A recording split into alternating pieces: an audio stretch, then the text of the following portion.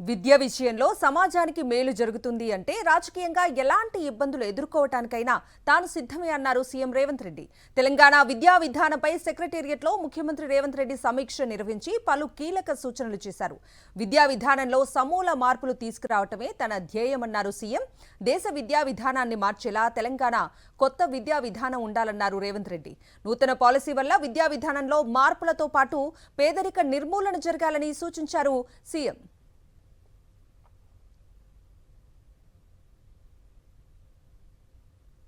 విద్య విషయంలో సమాజానికి మేలు జరుగుతుంది అంటే రాజకీయంగా ఎలాంటి ఇబ్బందులు ఎదుర్కోవటానికైనా తాను సిద్ధమే అన్నారు సీఎం రేవంత్ రెడ్డి.